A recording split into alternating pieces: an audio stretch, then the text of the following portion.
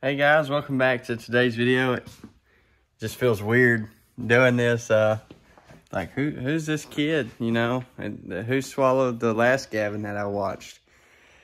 Trust me, that's what it feels like. It's been one stressful year. I feel like I've aged 25, 30 years just in one season, because man, has this one been hectic. I do want to go ahead and tell you that you're at the start of this video that you will be seeing a race tomorrow night. We're back in the saddle. Man, there's been so much that's went on. We're at home right now. It's Friday night. I'm doing some late night tuning on the Smasher. Just trying to see what I can do with some numbers and stuff. That's one of my favorite machines I've ever bought. But that's besides the point. The real thing I should be talking about is why I haven't posted since West Plains.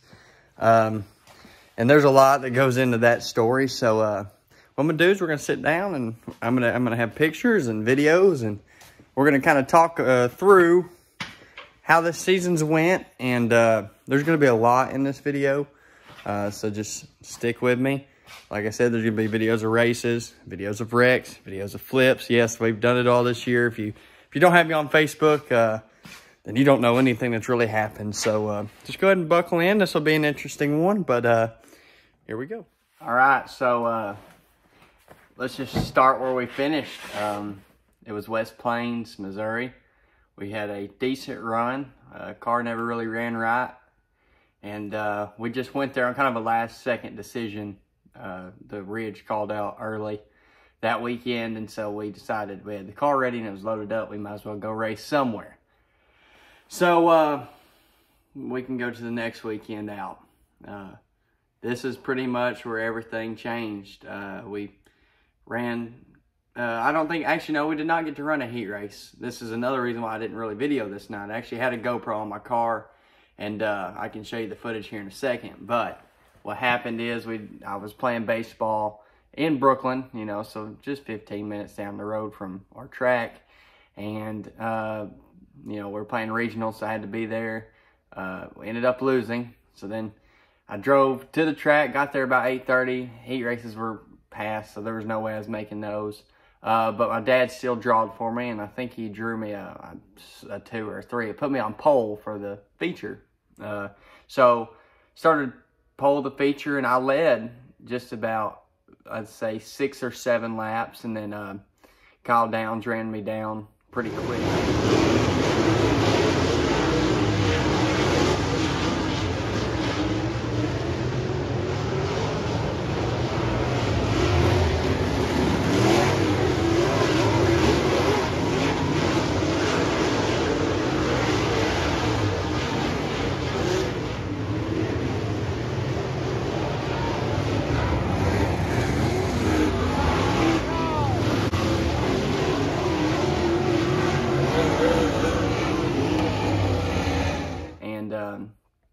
He kind of got up under me and picked my rear end up off the ground and spun me out. So that sent me all the way to the back. And it's pretty much from there I had to work my way back to the front.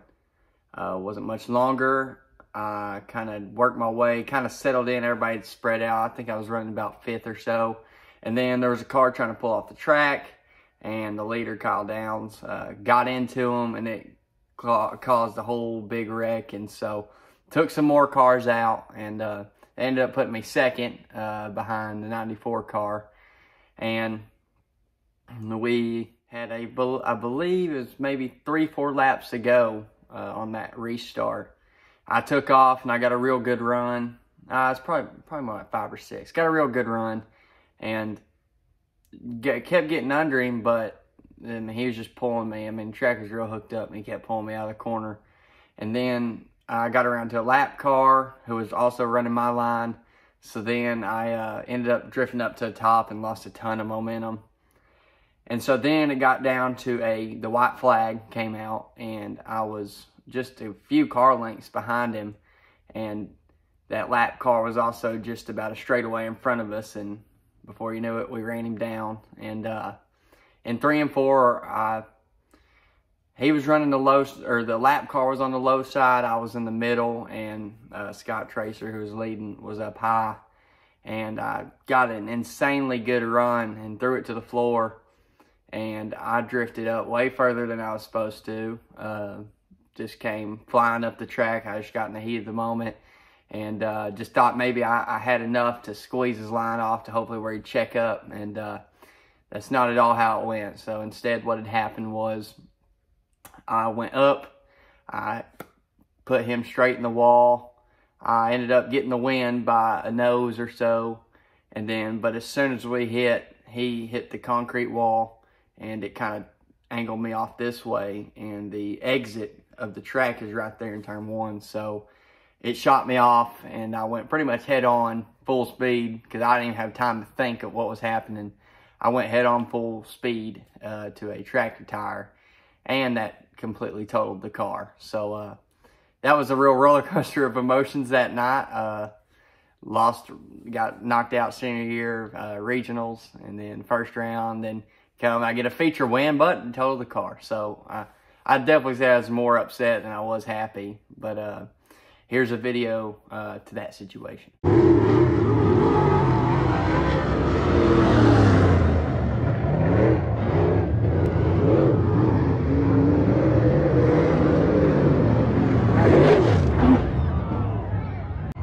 And yeah, it was a rough one. I'm okay. I was fine. I wasn't even sore the next day. I was just more upset and mad at myself. So now we go on to the next part, which would be we went and found a car that Blaze Burwell had. We drove down there Friday, and I think it might have been, it was Friday morning, I believe. We drove down there, and we picked up a 2016 Black Diamond. It still didn't have nothing in it. There was no motor, no transmission, no drive shaft. There was no shifting linkages. Just some little stuff. It was a really nice, clean car. We ended up taking it, buying it, and we had it ready by Saturday afternoon, by 12 o'clock, lunchtime. We already had it ready. We had our Jake Dickens engine set down in it. And we were ready to go, but then we realized we didn't have shifting linkages. But big shout out to Mark Nichols. Had some in his one of his cars that he's building. It's got sitting in his shop, and he let us rob those out of it. Ended up getting a race, bought the car, and then ended up getting a race that very next day. And we did somewhat well. We finished second to Kyle Downs. We started towards the back, and just for I'm gonna be honest, we didn't check bars, we didn't check nothing. We just kind of hoped everything was right, and we were more worried about it just racing than being just super competitive, especially my first night out on a car. But we did that, and we'll kind of fast forward through the year.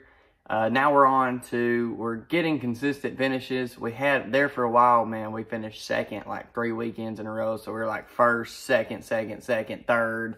And then we kind of started falling back. And we didn't really know what was wrong. So I went and I bought a Spring Smasher. Drove to Mississippi one day after work. It's like 3.5 hour drive. Didn't get home till like 1 a.m. And picked it up, man. It was the best thing I could have done. I can't just explain to late model drivers how important they are to racing in general, especially nowadays, how crazy it is.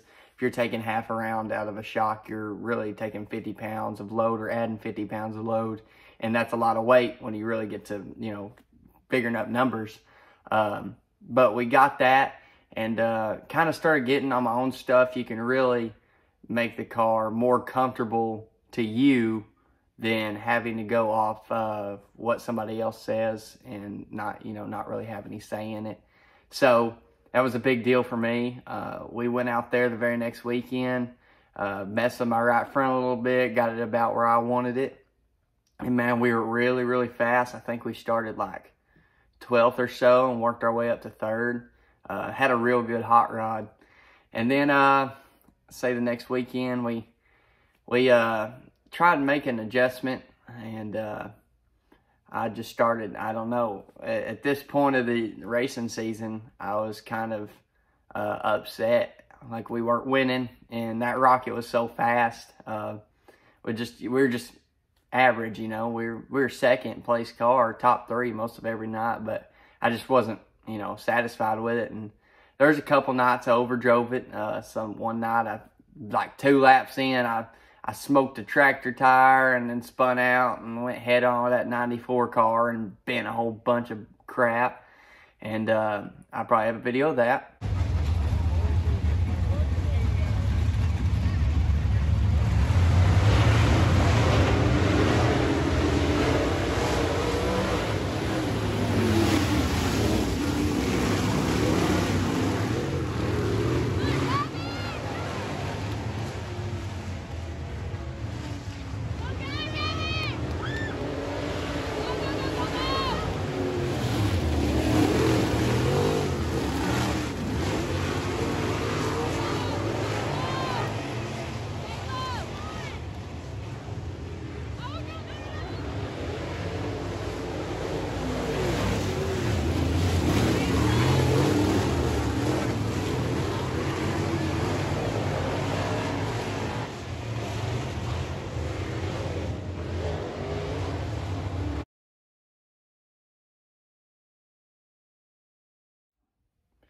And then I think that was the next weekend out, I was driving just over my head, trying to get a spot in a heat race, and dove in. I mean, I was faster than the car in front of me, but dove in way too hard into 3 and 4, and absolutely just destroyed a Ute tire. I mean, I smoked it. Just bent the crap out of my bumper. I just bought that one because the weekend before I'd bent one when me and Tracer hit head on. So that whole deal sucked really bad. It was just about 2 or 3 weeks. I just was not racing calmly. I was racing it over my head. And then not to mention the night after, I absolutely destroyed my front bumper on the Ute tire. In the feature, now this time it wasn't my fault.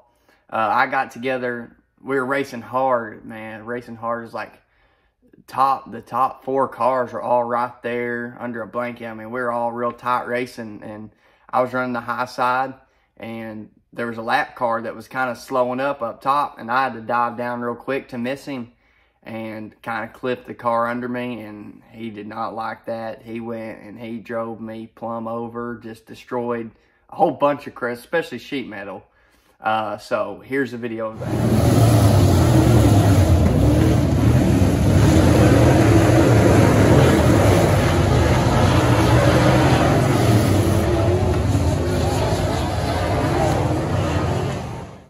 But we regrouped, we put some more metal on it, and we were all right. As the year progressed, we got a little bit better. We kind of, we weren't just insanely quick by any means. And so then we get to not just a few weekends ago, I was driving, it was a heat race. Yeah, it was a heat race. And I realized, I mean, looking back on this situation, it could have been handled a bunch of different ways. So when y'all see the video, you can think what you want to think or say what you want to say. You can put it in the comments. I don't care. But there was a racing deal. And, I mean, it was me in the 94 car again. But I was first and second. I started second, outside pole. I went in there and threw it in on the high side, and the Tracer was all over the dude on the bottom, bouncing off of him. Well, from my point of view, straight on, I didn't have a GoPro on this night, by the way, but I do have outer view footage. From my angle, I have nothing but clear track ahead of me. And then all of a sudden, I kind of see out of my peripherals a car come flying up the track. It was a 94 car, and boom, as soon as he hit me, it snapped that left front tie rod, and I knew it because I turned right and nothing turned. It still went left. And so, of course, I locked my brakes up. That had a lot to do. Yes, a lot of people were saying, you just locked your brakes up. Yeah, I locked my brakes up. I couldn't steer the car. I'm not going to go flying into the trees again. So, locked my car up, and the next thing you know, here it comes. I get hit head on. Not head on, drive right in the driver door. And sends me up in the air, and we were actually racing topless that night. And I can kind of remember, I can pretty strongly remember the moment. I remember spinning out. I closed my eyes and I clenched up. You're not supposed to do that, but I knew it was coming. I knew there was 2 cars right behind me. I closed my eyes and I clenched up real hard, and then boom, it hit me, and I opened my eyes and I looked up, and all I seen was gravel, or not gravel, dirt. All I seen was dirt, and I was like, oh my gosh, I'm in the air right now, and it was boom, I landed back down, and man, I was still moving so fast, I went and I freaking still ran over that, they had a little infield gate, or guard, I guess you'd call it, man, it's real short, and but I was moving pretty good, but here's a video of that.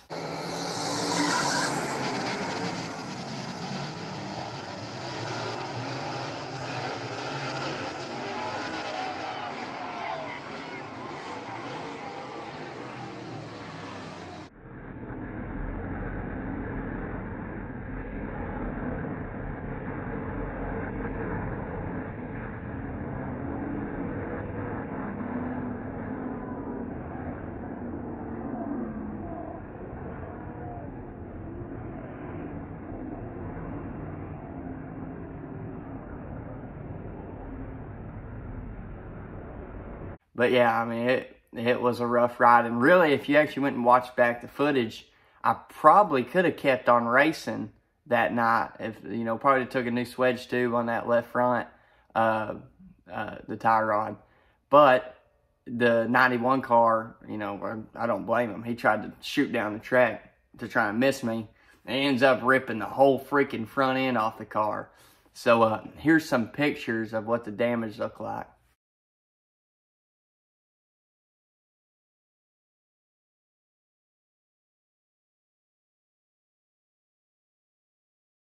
It was rough. We didn't really know what to do. We're like, man, you know, this sucks. We're already deep in the money hole, especially going and buying that black diamond. Of course, not expecting to have one just as bad happen again. So we ended up taking it to Shaw Race Cars, and they got some measurements from Black Diamond. They sized everything up and welded everything back on, man, in like 3 days. So it was a good turnaround, and we ended up, I think that night I actually took my dad's car out because we weren't going to quite have it ready. So that weekend, instead of taking my car, we got my car back like Friday evening. So we took my dad's, tried some stuff on it, man, and it was really fast. We ran like top 3, I mean an easy third, with a 2006 GRT. And I was extremely impressed with it. But we finally got my car back in line. I think it was the last weekend at the Ridge or something like that. And just we ran them. We weren't that good. We had a bunch of just bullcrap problems happening, like with the rack. Rack started acting up, and I didn't have any power steering. Power steering pump had done went bad.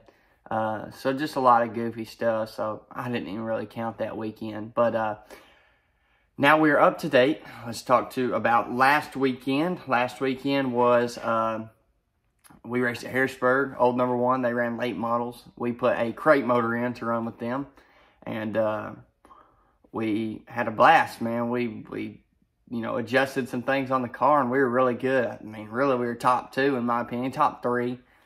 We ran third for a good while until we got at a Delaware double file restart, and of course it was a 1-lane train. Like, there was no way around it. If you were on the bottom, you were screwed.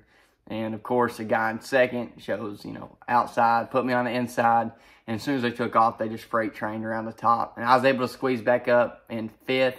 I was able to get back up to the top and kind of just held my own. I wasn't just insanely fast, but it was really slick. Good driver's track, and just kind of was there. And then the radiator hose popped off, and so I went ahead and pulled off. You know, wasn't going to race without water. It spewed everywhere. But we're going back out. We're going to try it tomorrow. I'm pretty confident, man. We made some adjustments that helped the car out a ton. And I got a few more ideas that I'd like to try as far as that goes. So, yeah, this has been the recap video. I know it's long. If you sat through it, man, you're a trooper. I appreciate you. Like I said, you're going to have a video coming out this upcoming weekend. Just been a lot, and man, it's been fun. Had a lot of fun. It's been rough. It's been expensive, like extremely expensive. But that's racing. I'm not going to complain. We got some big things in the works. Just got to be patient on some of it, and it's exciting. I want to share, what we got going on, but it's best if I just wait and tell y'all when that time comes. So thank y'all all so much for watching. Like I said, we will have a video coming out, so y'all keep notifications on or whatever you got to do to be able to watch it. But just thank y'all, especially anybody's coming back, man. I don't expect this video to do real good. I know I've been gone for, I don't even deserve any fans, for being honest, man. I still had a kid come up to me at the track, and I wish I remember his name, but he came up last weekend and told me he loved watching my videos, and it was him and his dad. So just thank y'all for that. That means a lot, and I'm going to get better, especially next year. There's hopefully not near as bad of a year, but I mean, we were spending Sundays thrashing on the car, and that was normally the days I wanted to edit. So, but no excuses. I will be better. So, just thank y'all for watching. Y'all have a great day, and I'll see y'all Monday. Peace.